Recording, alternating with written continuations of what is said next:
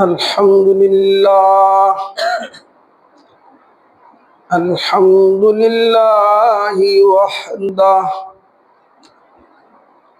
والصلاة والسلام على من لا نبي بعده وعلى آله وأصحابه وجنده أما بعد فأعوذ بالله من الشيطان الرجيم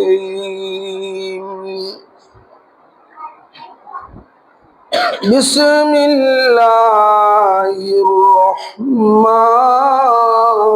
الرحيم الحمد لله رب العالمين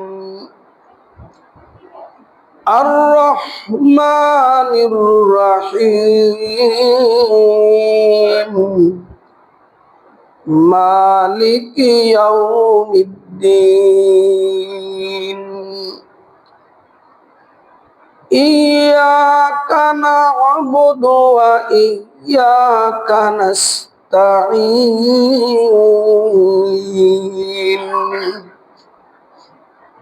اهدنا الصراط المستقيم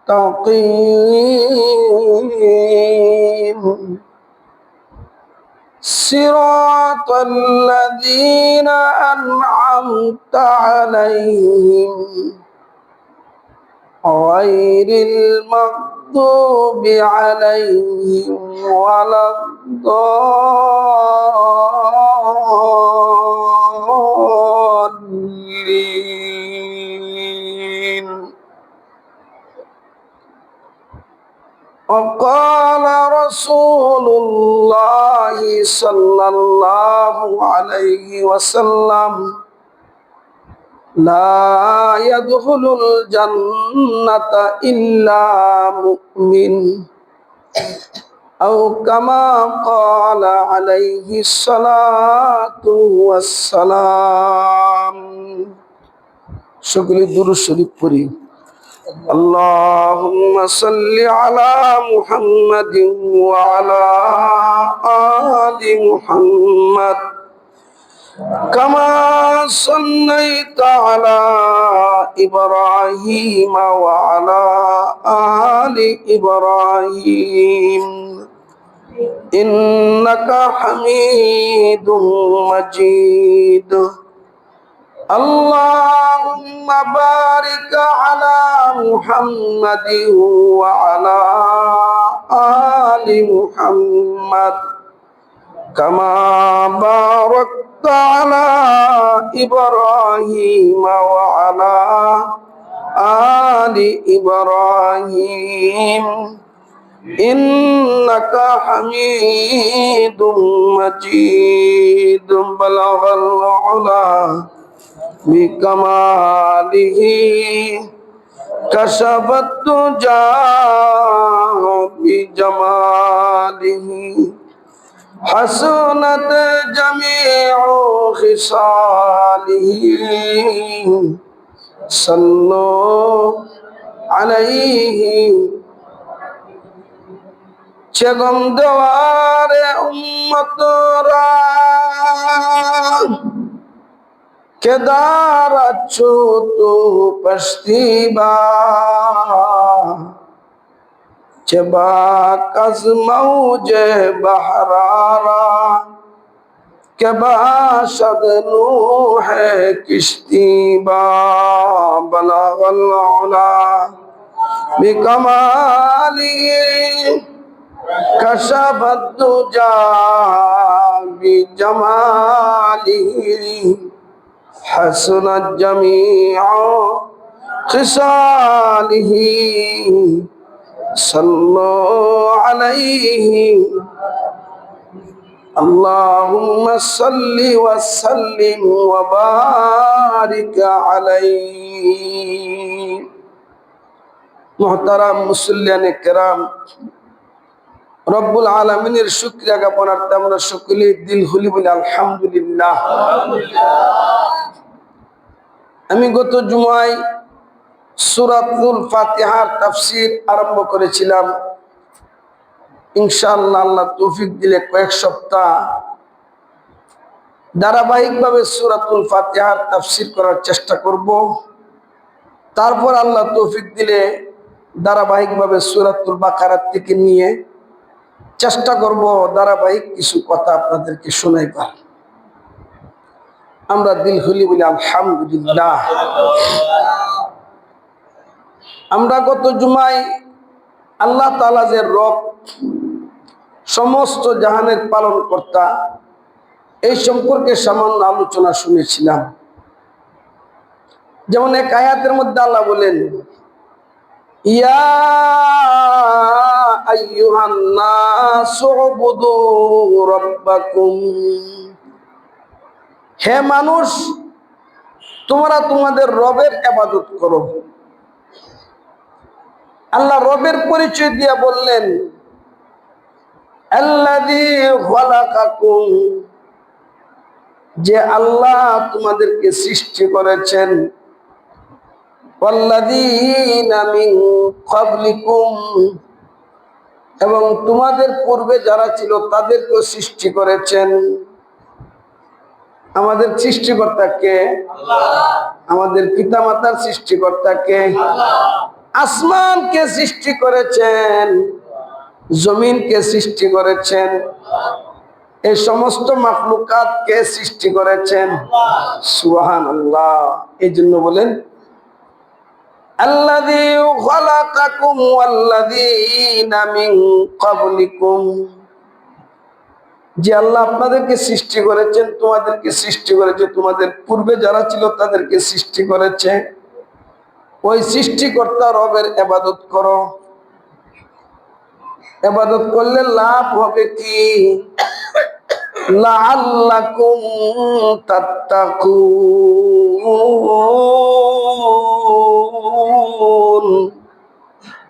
তাহলে তোমরা জাহান্নামের আগুন থেকে মুক্তি পেয়ে যাবে।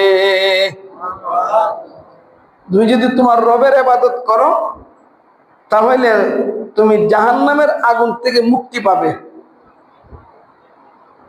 অন্য আয়াতের মধ্যে আল্লাহ বলেন, ফামান কানা ইয়ারজু লিকা রাব্বিহি,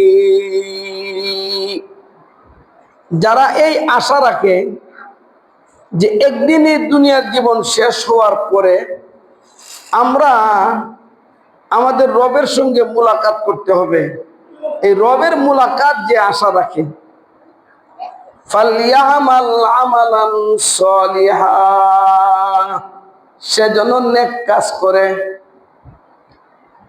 নেক কাজের একটা লিস্ট আমি আগেও দিয়েছি, আজকে সংক্ষিপ্ত আকারে দিই, যেহেতু ধারাবাহিক তাফসীর চলতেছে। নামাজ পড়া নেক কাজ, ঠিক কিনা? রোজা রাখা, এই কথা কই না আজকে, রোজা রাখা, হজ করা, যাকাত দেওয়া, ইতিকাফ করা, কুরবানি করা, দান খয়রাত করা, মসজিদ পরিষ্কার করা, আজান দেওয়া, মাদ্রাসায় পড়ানো, মাদ্রাসায় পড়া, কোরআন তেলাওয়াত করা, জিকির করা, দোয়া করা, দুরূদ পড়া, মসজিদে দান খয়রাত করা, মসজিদ কমিটিতে তাইকা মসজিদ উন্নতির চিন্তা করা, মুয়াজ্জিনি করা, ওয়াজ করা, ওয়াজ শোনা। তাহলে আল্লাহ তাআলা হাজারো রকমের নেক কাজের দরজা খুলে দিয়েছেন, তোমরা এই নেক কাজগুলি করো। সুবহানাল্লাহ কইতেন না? বলতে তো সহজ, তাফসীরের কিতাবগুলি বের করা কথাগুলি অনেক কঠিন। ফামান কানা ইয়ারজু লিকা রাব্বিহি ফালইয়ামাল আমালান সলিহা, যারা তার রবের সঙ্গে সাক্ষাতের আশা রাখে সে যেন আমলে সলে করা তথা সৎ কাজ করে। সৎ কাজের একটা লিস্টি দিলাম, মা বাবার খেদমত করা, সুবহানাল্লাহ, মা বাবার খেদমত করা, বড়দেরকে সম্মান করা, ছোটদেরকে আদর করা, উস্তাদের খেদমত করা, পীর মাশায়েখের কথা শোনা, নেক কাজ। যদি আল্লাহর সঙ্গে সাক্ষাৎ করতে চাও তাহলে তুমি নেক কাজ করতে হবে। আচ্ছা, মরণের পরে আল্লাহ তাআলা আবার আমাদেরকে জিন্দা করতে পারবো নি? সুবহানাল্লাহ, পারবো নি? সুবহানাল্লাহ। আচ্ছা, আপনারা যখন কবরে লাশ রাখেন, লাশটা কবরে রাখার সময় কি পড়েন? বিসমিল্লাহি ওয়া আলা মিল্লাতে রাসূলিল্লাহ। সুবহানাল্লাহ। বিসমিল্লাহি ওয়া আলা মিল্লাতে রাসূলিল্লাহ। রাসূল সাল্লাল্লাহু আলাইহি সাল্লামের তরিকার উপরে, ইসলামের উপরে আপনাকে কবরে রাখলাম। কবরে রাখার পরে যখন বাঁশটা দিয়া কাটটা দিয়া মাটি দে, তখন একটা দোয়া পড়েন, কি পড়েন না? প্রথম মুষ্টি মিনহা খালাকনাকুম, বলেন মিনহা খালাকনাকুম।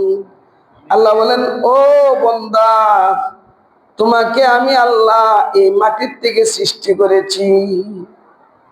অর্থাৎ হযরত আদম আলাইহিস সালামকে আল্লাহ তাআলা গোটা পৃথিবী এক মুষ্টি মাটি দিয়ে সৃষ্টি করছে। যখন মাটি দিয়ে সৃষ্টি করছে, মাটি বলল যে আল্লাহ, আমাদের একটা অংশ তুমি নিয়ে নিছো। আল্লাহ ওয়াদা করলেন, তোমার যে অংশটুকু নেওয়া হয়েছে অংশটুকু তোমাকে ফেরত দেবে। সুবহানাল্লাহ।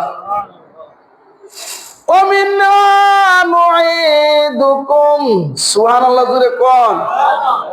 মিনহা খালাকনাকুম ওয়া ফিহা নুঈদুকুম। এই মাটির থেকে তোমাদেরকে সৃষ্টি করেছি, এই মাটির মধ্যে আবার তোমাদেরকে ফিরাইয়া নেওয়া হবে। মাটি হতে হে মানব তোমারই জনম, মাটি হতে হে মানব তোমারই জনম, আগুনের মতো কেন হও হে গরম। এত অহংকার সমচিহ্ন, মাটি সমরহ ঠান্ডা সকল সময়। মাটির মানুষ কই না আমরা? হ্যাঁ, আল্লাহ রাসূল বলেন, কুল্লুকুম বনু আদম, তোমরা সকলে ওই না আদম সন্তান। আমরা কার সন্তান? এই ঘুমের নামা ফেলছেন, কার সন্তান? নাকি বান্দরের সন্তান? বাসুদেবের মানুষ সব যদি আমি কই বান্দরের সন্তান, ফিট একটা মাটি ছড়ব, হতিবগিরি পরে আগে ফিটটা লই। সুবহানাল্লাহ। আল্লাহ দূর করে দেখে আপনার যাবেন না ভাইসা। যত বড় ফিসাব যদি বান্দর বান্দর গল ফিটা একটা মাটিত পড়ব, কিনলে আপনাকে মিয়া আমি বান্দরের সন্তান না মানুষের সন্তান, ঠিক কিনা বলেন? আপনারা কার সন্তান? সুবহানাল্লাহ। আল্লাহ রাসূল বলেন, কুল্লুকুম বনু আদম, তোমরা হইল আদমের সন্তান। ওয়া আদামু খুলিকা মিন তুরাব, আদমকে আল্লাহ সৃষ্টি করেছেন মাটি দিয়া। সুবহানাল্লাহ। আর আমরা তো যা খাই মাটির তো নির্যাস, আপনি ফল মূল শাক সবজি গাছ তরি তরকারি দুধ যা সব তো মাটির নির্যাস না? এই জন্য আল্লাহ বলেন, মিনহা খালাকনাকুম, এই মাটির থেকে তোমাদেরকে সৃষ্টি করেছি। ওয়া ফিহা নুঈদুকুম, এবং এই মাটির মধ্যে তোমাদেরকে আবার পুনরায় নেওয়া হবে। সুবহানাল্লাহ। এই জন্য আল্লাহ রাসূল বলেন, যে মানুষটাকে যে জায়গার মাটি দিয়ে সৃষ্টি করছে ওই মানুষটারে ওই জায়গার মধ্যে দাফন করা হবে। কথা বুঝতেছেন কিনা? ইমানটাকে ঠিক করতে হবে। কারণ আমি হাদিস শরীফ পড়ছি, আল্লাহ রাসূল বলছেন, লা ইয়াদখুলুল জান্নাতা ইল্লা মুমিন মুমিন ছাড়া কেউ জান্নাতে যাবে না। আর ঈমান কারে বলা হয়? সবাই আমার মুখের দিকে তাকান, ভালো করে শুনেন। ঈমান কারে বলা হয়? রাসূলে পাক সাল্লাল্লাহু, তুমি তাকাও না কেন? রাসূলে পাক সাল্লাল্লাহু আলাইহি ওয়াসাল্লাম ওয়াহির মাধ্যমে অদৃশ্য বিষয়ের যে সমস্ত জিনিস আমাদেরকে দিয়া গেছেন, যে জিনিস যুক্তিতে ধরে না, যুক্তি আসিফ এসেন কিন্তু যুক্তি দেওয়া বোঝা যায় না, যে জিনিস চোখে দেখা যায় না, যে জিনিস অন্তর দিয়েও কল্পনা করা যায় না, নবী ওয়াহির মাধ্যমে বলা গেছেন, নবী বলছেন দিকে আমরা বিশ্বাস করি, এটার নাম হলো ঈমান। অত খেলা না। আল্লাহর রাসূল বলেন, লা ইয়াদখুলুল জান্নাতা ইল্লা মুমিনুন, মুমিন ছাড়া কেউ জান্নাতে যাবে না। আমরা মনে করি হুজুর ফাতিহার তাফসীর করব, আজকে তার রহমানির রহিম এটা তাফসীর করব, এটার লাগে ভূমিকাটা টানতাছি। রহমান কারে কয়, রহিম কারে কয়, এই কথাটা বুঝাইবার জন্য নবীজি বলেন, লা ইয়াদখুলুল জান্নাতা ইল্লা মুমিনুন, মুমিন ব্যতীত কেউ জান্নাতে যাবে না। তাহলে ঈমান কারে বলা হয়? আল্লাহরে দেখছেননি? কথা বলেন না, বিশ্বাস করেননি? আলহামদুলিল্লাহ। ফেরেশতা দেখছেননি? বিশ্বাস করেননি? কবর আযাব দেখছেননি? বিশ্বাস করেননি? আল্লাহু আকবার। জান্নাত দেখছেননি? বিশ্বাস করেননি? জাহান্নাম দেখছেননি? বিশ্বাস করেননি? নবী বইলা গেছে কবরে আযাব আছে, কবরে আরাম আছে। নবী বইলা গেছে হাসর আছে, মিজান আছে, ফুলসিরাত আছে, জান্নাত আছে, দুজক আছে, আল্লাহ আছে, ফেরেশতা আছে, জিন আছে, আমরা না দেখলো নবী যা বলে গেছেন মহা সত্যবাদী রাসূল কারীম সাল্লাল্লাহু আলাইহি সাল্লাম বলার কারণে আমরা বিশ্বাস করি। ঠিক কিনা বলেন? সকালে আমার সঙ্গে বলেন, আমানতু বিল্লাহি ওয়া মালাইকাতিহি ওয়া কুতুবিহি ওয়া রুসুলিহি ওয়াল ইয়াউমিল আখিরি ওয়াল কদরি খাইরিহি ওয়া শাররিহি মিনাল্লাহি তাআলা ওয়াল বা'সি বা'দাল মাউত। সুবহানাল্লাহ। আমানতু বিল্লাহ, আমি আল্লাহর উপর ঈমান আনছি। আমার আল্লাহ বলেন, ফামান কানা ইয়ারজু লিকাআ রাব্বিহি ফালইয়ামাল আমালান সালিহা। যারা আশা রাখে একদিন আমার রবের সঙ্গে মুলাকাত করতে হবে, দেখা হবে, এই জন্য প্রস্তুতি গ্রহণ করে অর্থাৎ সৎ কাজ করে। সৎ কাজ করলেই হবে না, সাথে আসল একটা শর্ত আছে। এই শর্তটা ভালো কইরা অক্ষরে চুলচেরা বিশ্লেষণ কইরা আজকে ভালো করে বুঝা রাখবেন, মরণ পর্যন্ত মনে রাখবেন। আজকের যে কথাটা কমু, আল্লাহ বলেন, ওয়ালা ইউশরিক বিইবাদাতি রাব্বিহি আহাদা।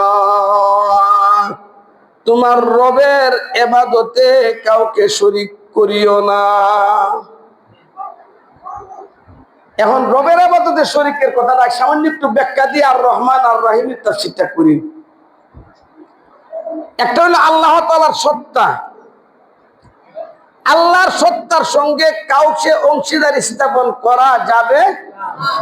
আল্লাহ কয়জন? আরো জোরে, আরো জোরে। মাশাআল্লাহ। আল্লাহর সাথে শরীক আসেনি? নাই। আল্লাহর সঙ্গে শরীক নাই। ইহুদিরা হযরত উযাইর আলাইহিস সালাতু ওয়াস সালামকে আল্লাহর পুত বলছে। নাউজুবিল্লাহ, একটা মুসলমান পেলেন না। ইহুদিরা হযরত উযাইর আলাইহিস সালাতু ওয়াস সালামকে কি বলছে? আল্লাহর ছেলে কইছে। আপনারা জানা মতে আল্লাহর ছেলে আসেনি। সুবহানাল্লাহ। সূরা ফাতিহা পবিত্র কোরআনুল কারীমের মধ্যে 114টি সূরা আছে। কয়টা সূরা আছে? আরো জোরে। 114 সূরার মধ্যে প্রথম সূরা হলো সূরাতুল ফাতিহা। এই সূরা ফাতিহার মধ্যে বিশেষ করে তিনটা আলোচনা করা হয়েছে। আর পবিত্র কোরআন শরীফ হইল সূরা ফাতিহার ব্যাখ্যা। আর পবিত্র কোরআন শরীফের মধ্যে মূল আলোচনা তিনটা। একটা হইলো আল্লাহর পরিচয়, আল্লাহ কি করেন, আল্লাহ বান্দার সাথে কেমন সম্পর্ক রাখেন, এই আলোচনা। 2 নম্বর হইল নবীর নবুয়ত সম্পর্কে আলোচনা। 3 নম্বর হইল মানুষের জীবন এবং পরকাল নিয়ে আলোচনা। আর এই সূরা ফাতিহার মধ্যে তিনটা আলোচনা আছে বিদায় এই সূরা ফাতিহা এত দামি। সূরা ফাতিহা এত দামি, কথা খুব খেয়াল করবেন। 1 নম্বর হলো তাওহীদ। আরেকটা ভালো কথা মনে রাখবেন, ছোট্ট একটা কথা সারা জীবন মনে রাখার মতো। আল্লাহ তাআলা পবিত্র কোরআন শরীফের মধ্যে ছোট্ট ছোট্ট 3টা সূরা নাযিল করছে। সুবহানাল্লাহ। ছোট্ট ছোট্ট 3টা সূরা নাযিল করছে। একটা সূরা হলো কুল হুয়াল্লাহু আহাদ, এটার মধ্যে আল্লাহর পরিচয় দিছে। 2 নম্বর হইলো ইন্না আতাইনাকাল কাউসার, সূরাতুল কাউসার। এটার মধ্যে নবীর পরিচয় দিছে, নবীর রাসালাতের পরিচয় দিছে। আরেকটা সূরার নাম হলো সূরাতুল আসর ওয়াল আসর সূরা। এই সূরার মধ্যে মানুষের জীবন কিভাবে কাটাইবে, কোন কাজ করলে দুনিয়াতে শান্তি পাবে, পরকালে মুক্তি পাবে, এই আলোচনা করেছে। আর 30 পারা কোরআনের মূল আলোচনা এই 3টা। এর আরেকটা মাসআলা মুফতিয়ানে কেরাম লেখেন যে নামাজ হলো বেশি নামাজ হলো 3 রাকাত, মানে 3 রাকাতে কেরাত পড়া জরুরি। কারণ নামাজ আপনি 100 রাকাতে পড়েন আর 200 রাকাতে পড়েন, নামাজ ছিল মূলত 2 রাকাত কইরা। প্রথম 2 রাকাতে কেরাত পড়া ফরজ, আর বেতরের নামাজে কেরাত পড়ান লাগে। এই জন্য যখন আপনি সফরে যাইবেন, জরুরত আছে নামাজ পড়তে হইব, আল্লাহ তোমার এমন ব্যবস্থা করে দিলাম, কোরআনে কারীমের মধ্যে এমন 3টা ছোট সূরা দিয়া দিলাম যে 3 রাকাত নামাজ তুমি 3 মিনিটে পড়তে পারবে। আরে আল্লাহর পরিচয় নেন না।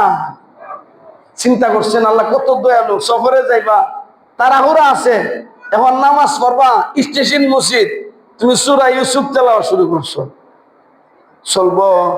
সূরা বাকারা শুরু করছো, চলবো? কারণ অসুস্থ মানুষ আছে, আর গাড়ি যাইবো, নামাজ তৈয়া দূর পারবো।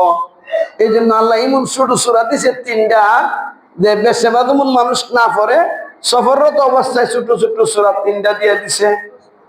যেমন তুমি 3 রাকাত পড়তে পারো।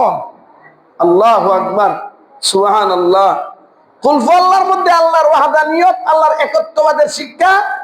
সূরাতুল কাউসারের মধ্যে নবীর রাসালাতের শিক্ষা।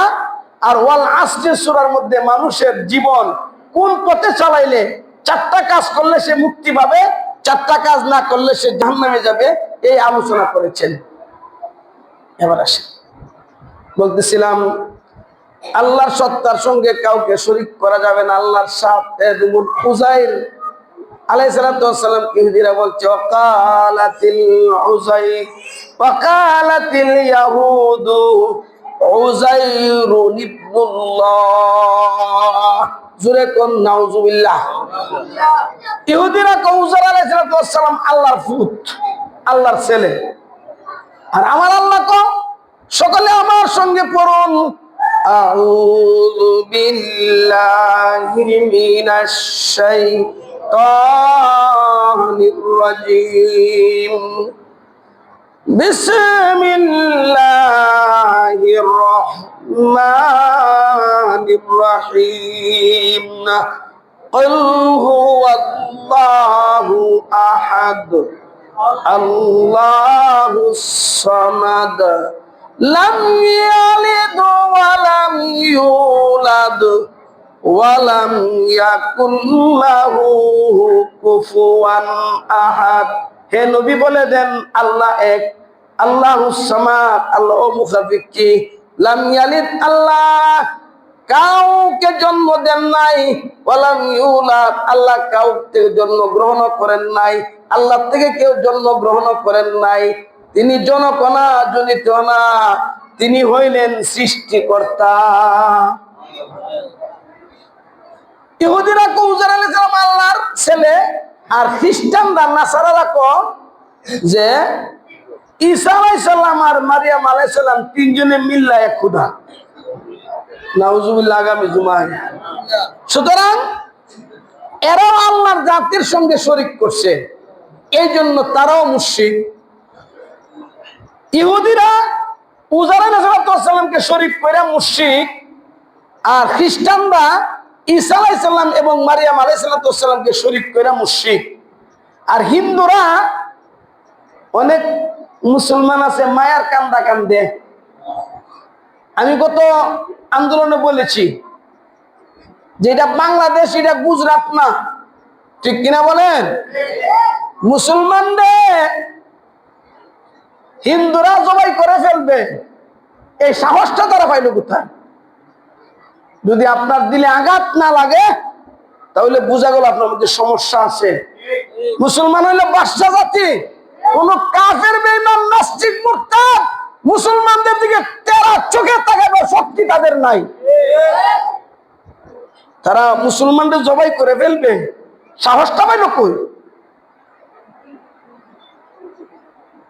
আর হিন্দুরা তারা বহু মূর্তির পূজা কইরা মুশরিক।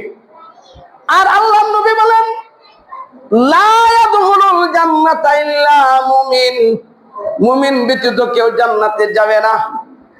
সুতরাং কোন মুশরিক যারা আল্লাহর সঙ্গে অংশীদার করে তারা হইল মুশরিক, তারা কশিন কালেও জান্নাতে যাবে না। এবার আসেন, আল্লাহর সত্তার সঙ্গে শরীক করা যাবে না। 2 নম্বর হইল আল্লাহর গুণ, আল্লাহর গুণের সঙ্গে কাউকে শরীক করা যাবে না। এই কথাটা ভালো করে বুঝে রাখবেন আজকে। আল্লাহর গুণের মধ্যে অনেক গুণ আছে, একটা গুণ হলো কুদরত বা ক্ষমতা। আপনাদেরকে বলি, ছেলে দেওয়ার মালিক কে? মেয়ে দেওয়ার মালিক কে? সম্পদ দেওয়ার মালিক কে? সম্মান দেওয়ার মালিক কে? তখন যদি গিয়ে আপনি পীরের দরবারে গিয়া বলেন, বাবা পীর আপনার কাছে আসছি, আমার ছেলে নাই, দয়া করে একটা ছেলে দেন। আপনিও নামদারি মুসলমান, আপনিও মুশরিক। আল্লাহর কসম করে বলতে পারি, যদি তওবা না করেন তাহলে আপনি শিরক করার কারণে জাহান্নামে যাইতে হবে। সাবধান, হরমপুর আপনার কাছে, এই জন্য ওয়াদা করতেছি। যত মাজার আছে অধিকাংশ মাজারের মধ্যে শিরিক দিয়া তার সূচনা হয়। পবিত্র উরুস মুবারক কশিন কালেও পবিত্র উরুস মুবারক হইতে পারে না, পারে না, পারে না। মানে না মানা যার যার ব্যাপার। বৃষ্টি দেওয়ার মালিককে, সুস্থ করার মালিককে, মৃত্যু দান করার মালিককে, ছেলে মেয়ে দেওয়ার মালিককে আল্লাহ। এই জন্য আপনাকে আল্লাহর গুণের সঙ্গে অংশীদার করার থেকে বেঁচে থাকতে হবে। যদি গুণের সঙ্গে অংশীর থেকে বেঁচে থাকতে পারেন, এবার চলুন আমার সঙ্গে পড়েন, আর রহমানির রহিম, যিনি রহমান এবং রহিম। রহমান বলা হয় যার দান ব্যাপক। কাফেররাও ফালে, মুশরিকরাও ফালে, নাস্তিকরাও ফালে। অনেক নাস্তিক আছে যে আল্লাহ মানে না, আছে না এমন নাস্তিক? এখন অনেকের মনে প্রশ্ন যে হুজুর আল্লাহ এক, এটাও মানি, আল্লাহ মুসলমান ছাড়া কাউকে জান্নাতে দিবেন এটাও মানি, কিন্তু দুনিয়াতে দেখা যায় নাস্তিক মুর্দাত কাফের বেঈমান হেরা সম্পদ আরো বেশি, এটার অর্থটা কি? এই কথাটা বুঝাইবার জন্য আমি অতক্ষণ আলোচনা করছি।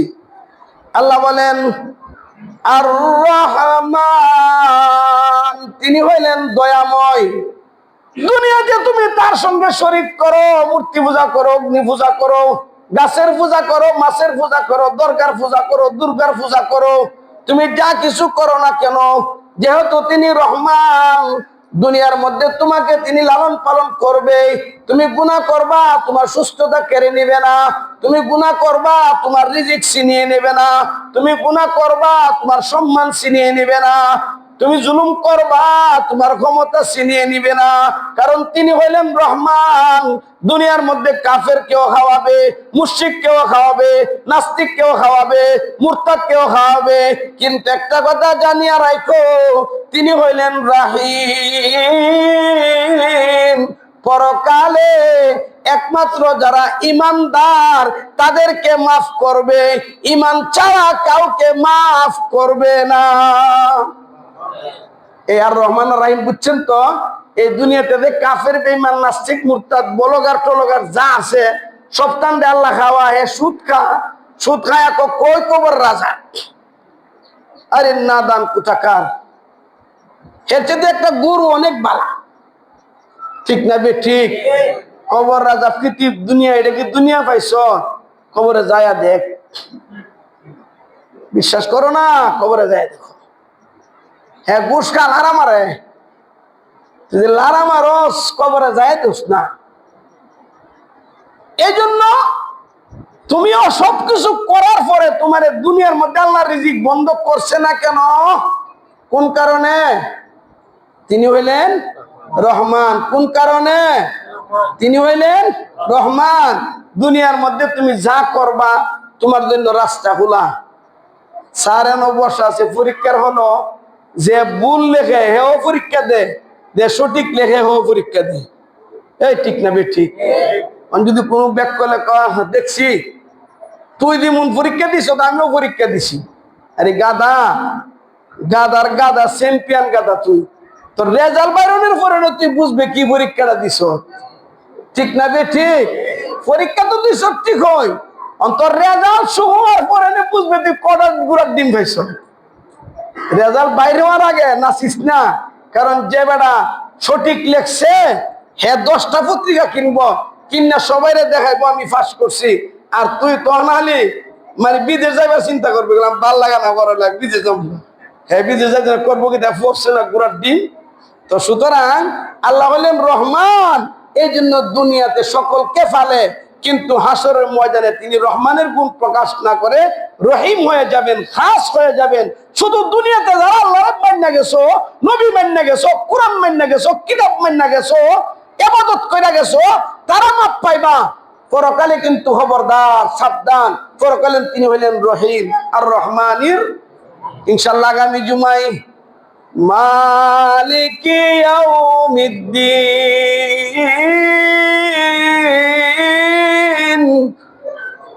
ও এ জায়গাটাই আসলটাও, তিনি হইলেন বিচার দিবসের মালিক। সুবহানাল্লাহ।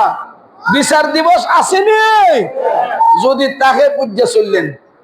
ওয়া আখিরু দাওয়ানা আলহামদুলিল্লাহি রাব্বিল আলামিন। আগামী